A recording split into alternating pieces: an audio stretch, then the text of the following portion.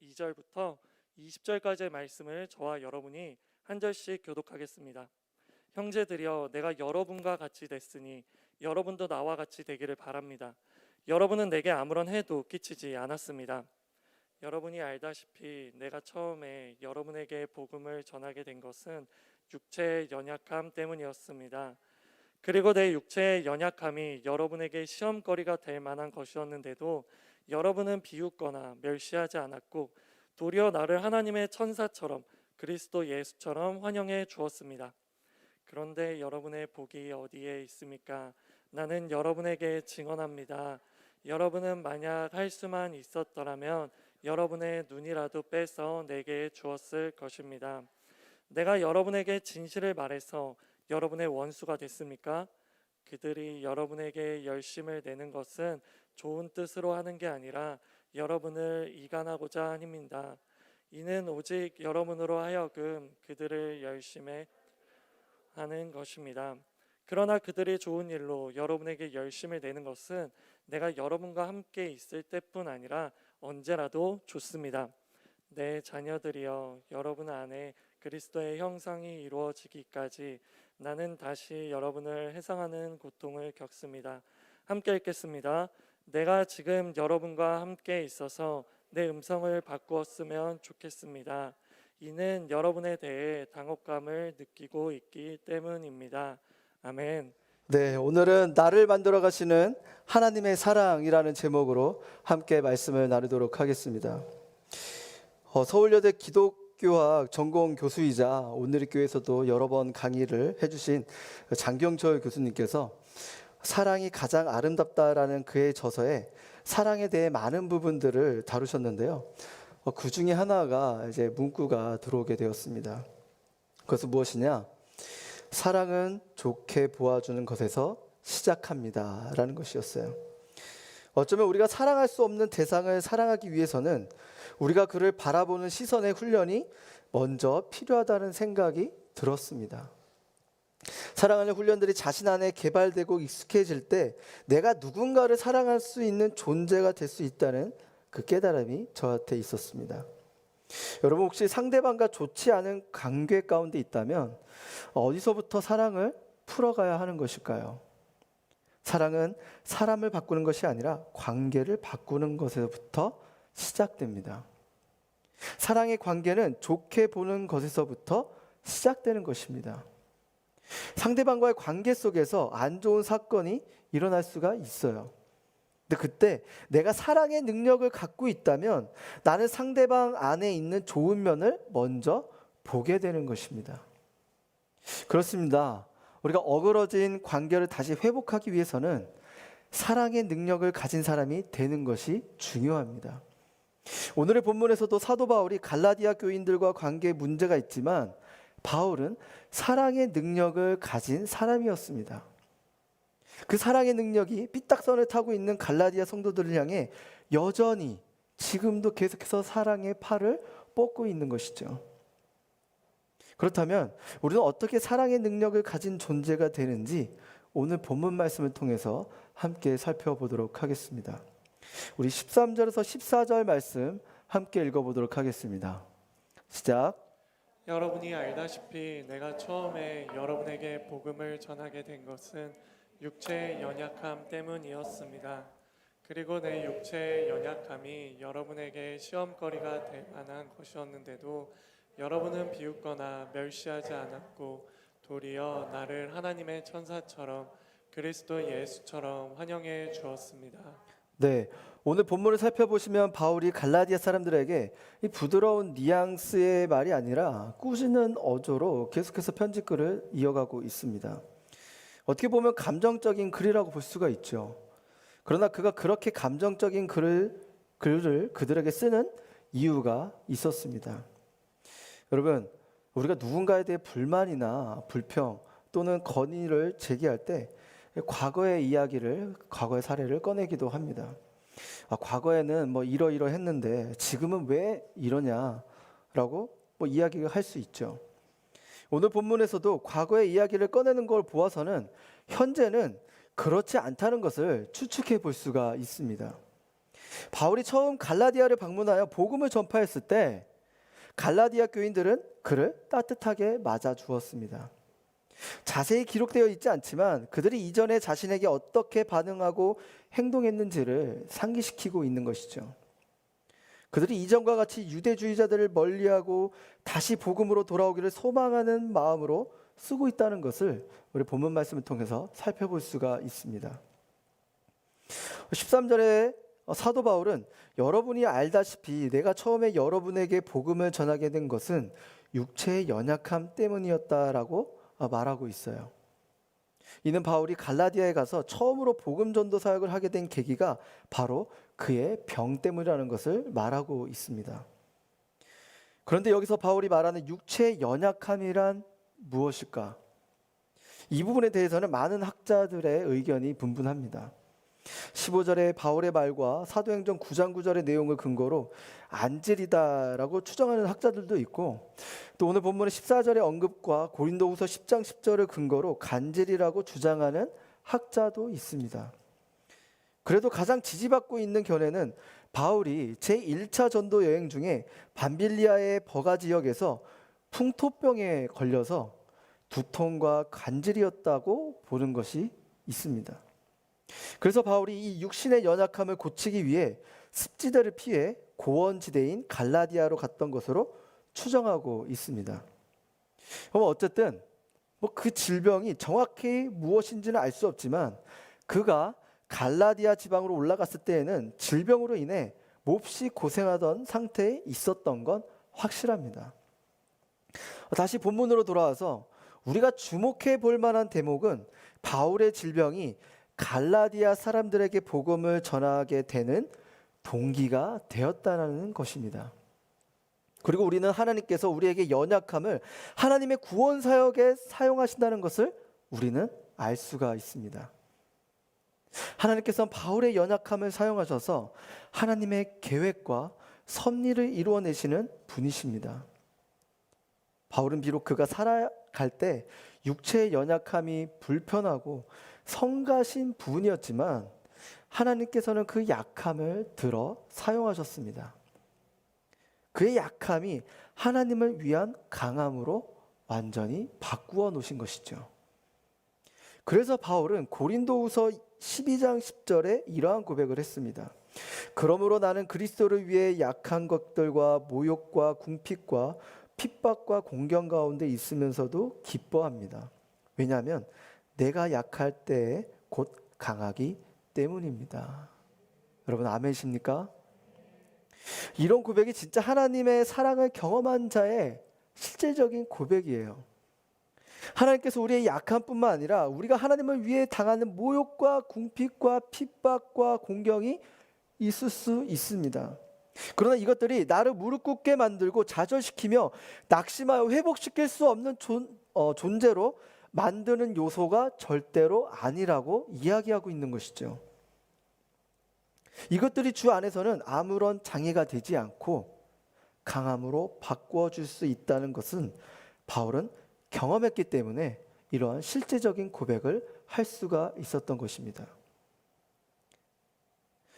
예수님의 제자들 중에도 약한 이들이 예수님을 만나고 변화된 사람들이 아주 많습니다. 마태복음 14장에 예수님께서 바다 위를 걷는 사건이 나와요. 그 사건에서 광풍이 불고 바다 위를 걸어오시는 예수님이 유령인 줄 알고 다들 두려워서 떨고 있었는데 유독 베드로만은 자신을 물 위에 걷게 해달라고 담대한 요청을 예수님께 합니다. 그래서 물 위를 걸어오다가 폭풍우 옆에서 치는 폭풍우를 바라보고 그냥 겁에 질려서 물에 빠지게 되었어요. 그러니까 그러면서 살려달라고 아주 난리였어요. 생각해 보면 재밌는 사실은 어부가 수영을 못한다는 게 되게 아이러니한 것 같아요. 헤엄쳐서 빠져나오면 되지만 허우적대며 살려달라고 소리를 질러대다니 제대로 할 수 있는 게 없는 그런 어부였습니다. 그리고 그는 다혈질의 사람이었습니다. 예수님의 제자들을 그 발을 씻겨 주실 때도 그는 성격이 아주 잘 드러났습니다. 다른 제자들은 조금 이렇게 민망해하면서 가만히 이렇게 앉아서 있는데 베드로는 주님이 자신의 발을 씻기지 못하도록 예수님의 섬김을 막 말렸어요. 이러지 마시라고. 그런데 예수님께서 뭐라고 하셨어요? 내가 너를 씻기지 아니하면 내가 너와 상관이 없다라고 하시자 베드로는 뭐라 그래요? 아예 목욕까지 시켜달라고 오버를 떨어요. 예수님도 되게 황당했을 거예요. 발 정도로 생각했는데 목욕까지? 이러면서 만약 제가 그 자리에 있었다면 베드로에게 이런 말을 하고 싶었어요. 드로 형, 눈치 챙기세요. 오버 떨지 마세요라고요. 그리고 또 다른 사건을 통해 그의 연약함을 발견할 수가 있습니다. 그가 다른 사람은 주를 버릴지 몰라도 나만큼은 주님을 버리지 않겠다라고 호언장담했던 사람이 어떻게 됐나요? 예수님이 잡히시고 사람들이 베드로도 예수와 함께 있었다고 하자 베드로는 사람들 앞에서 예수님을 저주하며 모른다고 완전히 부인했던 사람입니다. 베드로는 이렇게 성격 면에서도 연약함이 많은 사람이었습니다. 그러면 어떻게 베드로의 연약함이 되었을까요? 그것은 자신의 약점을 아는 것에서부터 출발했습니다. 환자는 자신이 어디가 아픈지를 알아야 회복되기 시작합니다. 그래서 베드로는 자신의 약점을 가지고 주님 앞에 있는 모습을 그대로 드러냈습니다. 마치 환자가 자기 환부를 의사에게 드러내야 하는 것처럼 말이죠. 우리도 주님 앞에 적나라하게 약한 모습을 드러내야 합니다. 그러면 그때부터 회복이 일어납니다.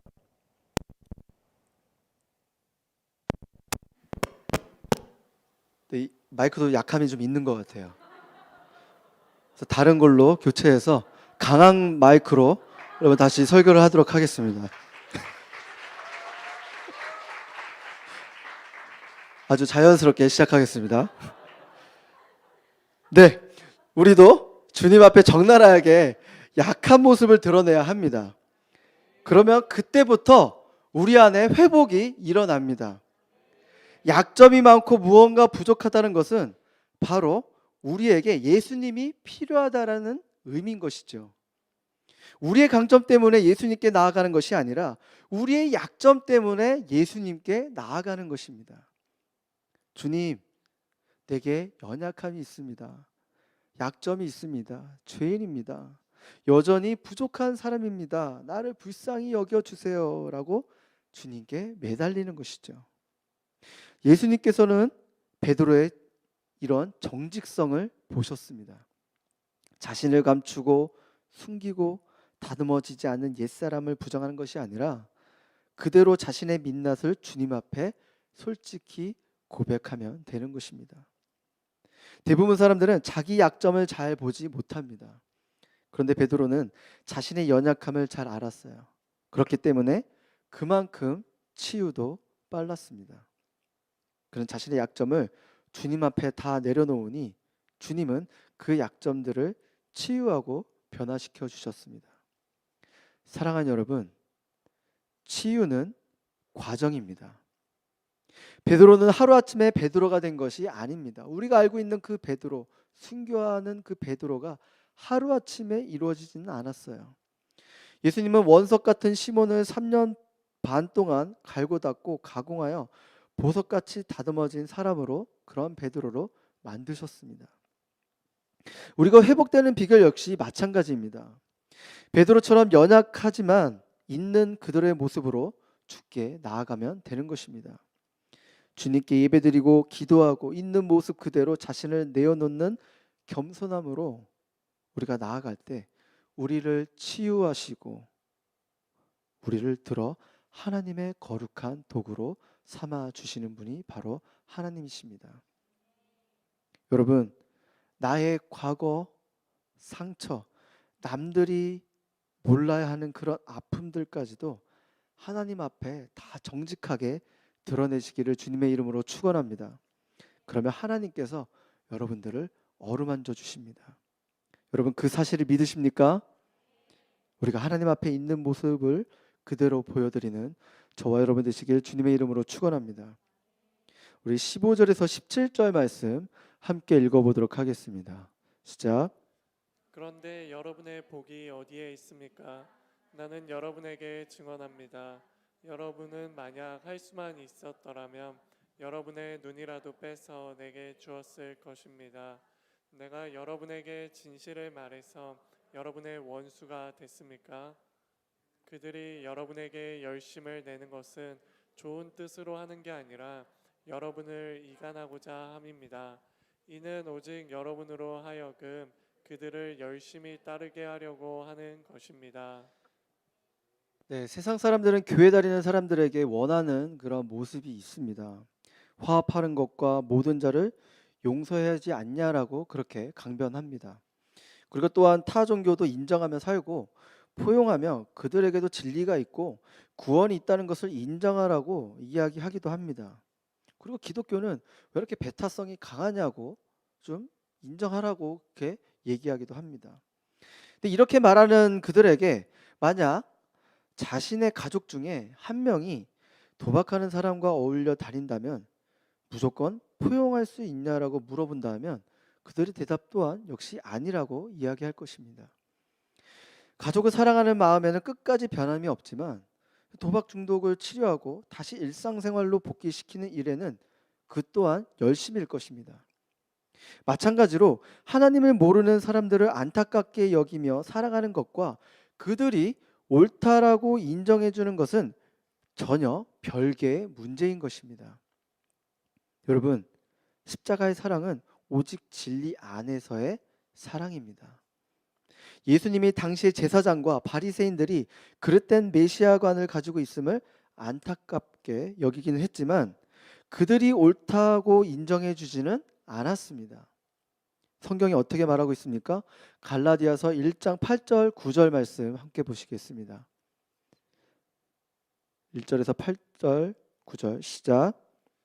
그러나 우리는 하늘에서 온 천사든 우리가 여러분에게 전한 복음 이외의 것을 전한다면 그는 저주를 받아 마땅합니다.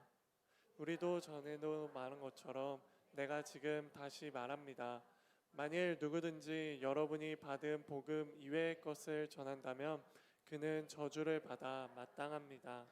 바울은 오직 예수 그리스도에 인하여 하나님이 주시는 구원의 은혜를 다른 것으로 변질시킨다면 사도들인 자신을 포함하여 하늘에 온 천사도 저주를 받는다고 그렇게 말하고 있습니다.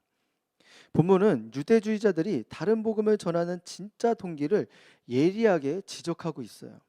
17절에 보시면 이간질을 시켜 그들을 열심히 따르게 하려는 것이라고 합니다.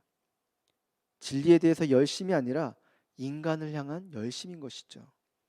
구원을 얻게 하려는 목적의 열심이 아닌 자신들의 영향력을 높여서 이득을 취하려는 잘못된 열심이었던 것입니다.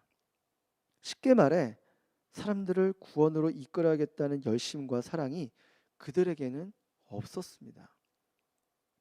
여러분, 좋은 게 좋은 것이다라는 말을 사람들이 흔히 합니다. 이 말은 어떠한 잡음이 나지 않게 유도리 있게 모든 것을 좀 포용하여 잘 어울려 가자는 의미가 내포되어져 있죠. 오늘날 세상 사람들이 기독교를 바라보면서 왜 유독 기독교만 유별나냐라고 말할 수 있지만 이것은 마치 사랑하는 사람이 도박꾼과 어울리다가 감옥으로 가도 전혀 꾸짖지 말라는 것과 비슷한 맥락인 것입니다. 말하자면 그러는 것이 사랑이라는 뜻인데 우리가 자칫 잘못하다가는 오히려 참 사랑을 잃어버릴 수가 있습니다. 대신에 그 자리에 어떤 큰 잘못을 저질러도 상관하지 않는 방임이라는 것이 대신 자리 잡게 되는 것이죠. 본문을 역으로 생각해 보면 진리로 인해 이간이 생기는 것은 당연합니다. 진리를 수호하기 위해서, 아니 있는 그대로 정확하게 전달하다 보면 필연적으로 이간되는 것을 말합니다. 진리란 본질적으로 항상 배타성을 내포하고 있습니다. 그러나 우리가 조심해야 할 것은 이간은 항상 복음으로 인한 결과로 나타날 수 있지만 인간이 의도성을 가지고 행동해서는 결코 안 되는 것입니다. 복음은 오히려 진리 안에서 모두가 화합되기를 도모합니다. 하나님은 진정으로 모든 사람을 그 마음으로는 사랑하시되 그 사랑을 복음 안에서만 나눠주시고 또 실현되어지길 원하십니다.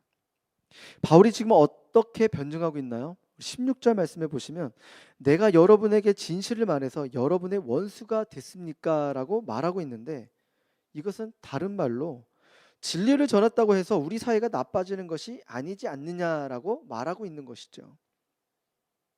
예를 들어 감옥에 갇힌 가족에게 회개하여서 새 삶을 살라고 타이르거나 꾸중한다고 원수 사이가 될 리는 없습니다. 도리어 더 정상적이고도 사랑으로 다져진 관계로 회복이 되어집니다. 내 인생은 내 맘대로 살라고 방임하는 것은 사랑하는 사람을 위하는 것이 아닙니다. 사랑하기 때문에 그들에게 감정적인 편지글을 보내는 것이죠. 성경대로 전하지 않는 것은 성경이 하나님을 인정하지 않는다는 뜻입니다. 하나님을 우습게 하는 것이죠. 아니, 하나님을 하나도 두려워하지 않는 것과 마찬가지입니다. 다른 복음을 전하면 저주를 받을 것이라는 경고를 완전히 무시하고 있는 것이죠. 진리 밖에 나가면 자연히 진리 안과 밖은 구분되어집니다. 십자가야말로 온전한 참 사랑으로 하나님께 나아갈 유일한 길이라는 사실을 부인하니까 하나님의 사랑 바깥에 설 수밖에 없는 존재가 되는 것입니다. 하나님이 그들을 사랑하지 않거나 의도적으로 십자가로 이간을 시켰거나 참 복음을 전하는 사도 때문에 그들이 저주받는 것은 결코 아닙니다. 그들 스스로 하나님은 사랑이라고 입으로는 앞장서서 주장하면서도 실제로는 그 사랑을 외면했기 때문이죠. 사랑하는 여러분, 누군가 우리에게 사랑으로 대하고 있지만 여러분, 그 사랑을 분별하는 지혜가 필요합니다. 아무 분별력 없이 그저 세상이 말하고 세상이 보여주는 그대로 다 수용하다 보면 하나님의 사랑이 다른 사랑으로 대체되게 되는 것입니다. 여러분, 세상은 우리에게 지금도 열심히 다가옵니다. 비성경적 가치관, 혼탁한 진리, 창조의 질서를 깬 문화로 우리에게 다가오고 있지만 우리는 그것이 잘못된 사랑이라는 것을 분별해야 하는 것입니다. 세상 속에 살고 있지만, 세상 속에 노출되어 있지만 우리는 하나님의 사랑을 분별하여 그 앞에 엎드리는 저와 여러분 되시길 주님의 이름으로 축원합니다. 우리 19절에서 20절 말씀 함께 읽어보도록 하겠습니다. 시작. 내 자녀들이여, 여러분 안에 그리스도의 형상이 이루어지기까지 나는 다시 여러분을 해산하는 고통을 겪습니다. 내가 지금 여러분과 함께 있어서 내 음성을 바꾸었으면 좋겠습니다. 이는 여러분에 대해 당혹감을 느끼고 있기 때문입니다. 19절 말씀의 사도 바울은 갈라디아 교인들을 향해 내 자녀들이여, 여러분 안에 그리스도의 형상이 이루어지기까지 나는 다시 여러분을 해산하는 고통을 겪습니다라고 그렇게 이야기하고 있어요. 사도 바울이 이들을 향해 내 자녀들이여라고 말할 수 있는 이유는 처음에 그들에게 복음을 전하고 교회를 세우는 과정 가운데 엄청난 고난이 있었음을 암시하고 있습니다. 그것은 앞에 보면 다시라는 단어가 말해주고 있는데요, 이미 이전에 해산하는 수고를 했었다는 것을 우리는 알 수가 있습니다. 여러분, 한번 생각해 보세요. 해산하는 수고는 아버지 쪽인가요? 아니면 어머니 쪽인가요? 당연히 어머니 쪽이죠. 어머니만이 10달 가까이 태아를 자궁 속에 품어 생활하면서 육신의 피곤함과 정신적으로도 모든 피로들을 이겨가며 해산하는 수고를 겪고 나서 자녀를 낳습니다. 해산의 고통은 정말 이루 말할 수가 없어요. 정말 몸이 으스러지고 뼈가 벌어지며 어떻게 해서라도 피할 수 없는 그 괴로운 통증이 수반되는 그런 괴로운 과정이 바로 해산의 과정, 출산의 과정인 것입니다. 현재 우리 청년들 중에는 이 해산의 고통을 직접적으로 경험한 분들이 많이 없겠지만 여러분들 가족 중에 혹은 또 아내가 출산하는 과정을 옆에서 지켜본 분들이라면 이 해산의 고통이 어느 정도라는 것을 대충이 아니죠. 정말 잘 느낄 수가 있었을 것입니다. 저 또한 아내가 이제 아들을 출산할 때 그 현장에 같이 있었는데요. 정말 경이로운 그런 시간들이었어요. 이제 자연분만을 이제 저희가 꿈꾸면서 자연분만을 기다리면서 이제 만반의 준비를 했습니다. 그래서 병실에 들어가서 그 감격스러운 장면을 이제 기록으로 남기기 위해서 휴대폰 영상을 저쪽에 좀 이렇게 테이블 쪽에 세팅을 해두고 이제 진통과 가통이 막 이렇게 있는 그 순간에도 제가 곁에 있으면서 잘 위로해주고 곁을 지켜주었습니다. 이제 양수가 터진 걸로 보아서 이제 곧 출산할 것만 같았던 아기가 이상하게 계속 나오지를 않는 것이었어요. 어찌된 일인지 의사도 좀 이렇게 보면서 조금 더 지켜보자. 그래서 우리가 좀 자연분만을 하자라고 그렇게 얘기했지만 계속해서 이 출산이 되지 않고 고통만 늘어가게 되었습니다. 그렇게 아내의 고통은 10시간 이상 지속되게 되었어요. 무통 주사도 맞고 아기가 자궁 쪽으로 내려와야 하는데 계속 배 위에 있다고 이것을 좀 내려오기까지 기다려보자라고 계속 기다리자고 얘기하는 거예요. 그런데 아내는 더 이상 이제 힘들다고 말해서 더 이상은 이제 안 되겠다라고 저희가 생각을 하고 있었어요. 그래서 주치의가 와서 이제 의료기구를 가지고 이렇게 한번 이제 배를 진단해 보니까 그가 하신 말씀이 약간 과간이었습니다. 아기 머리가 엄마의 골반보다 커서 그래서 내려오지 않고 있는 것입니다. 그렇게 이해하고 있는 것이에요. 결론은 애 머리가 크다는 거예요. 그래서 곧바로 그 얘기를 듣자마자 제왕절개를 하게 되었습니다. 저희는 맨 처음에 아기가 잘못된 것이 아닌가 막 이런 걱정을 하고 있었는데 결국 그 아들이 머리가 커가지고 결국 수술을 하게 되었던 것이죠. 이렇게 자녀는 어머니의 고통의 터널을 지난 후에야 자녀를 얻게 되는데 그런데 어머니는 그 출산을 하고 나서 그것으로 끝나는 것이 아닙니다. 그 이후에도 자녀에 대해 온 신경이 집중되어 있는 것이죠. 그리고 자녀가 성인이 될 때까지 끝까지 사랑으로 돌봅니다. 이것은 또 하나의 해산하는 수고와 같습니다. 졸리고 피곤하고 아프지만 자녀가 성인이 되도록 자신의 것을 희생합니다. 이것이 바로 어머니의 심정이자 사랑인 것이죠. 바울은 이러한 마음으로 갈라디아 교인들을 낳고 길렀다라고 그렇게 오늘 본문 말씀 통해서 말하고 있습니다. 바울은 이고니온에서 유대인과 그 일당들이 돌로 치려고 하는 그 순간에도 피하기도 했고 루스드라에서 거의 죽을 정도로 맞기도 했습니다. 그럼에도 불구하고 바울은 어미와 같은 심정으로 갈라디아 사람들이 주 안에서 온전히 성장되도록 이끈 사람입니다. 그는 그들이 성장될 수 있다면 자신을 희생하는 그 사랑의 열심이 바울 안에 있었습니다. 바울의 이러한 모습이 오늘날 우리에게도 필요합니다. 먼저 목회자인 저 자신에게도 필요한 모습이에요.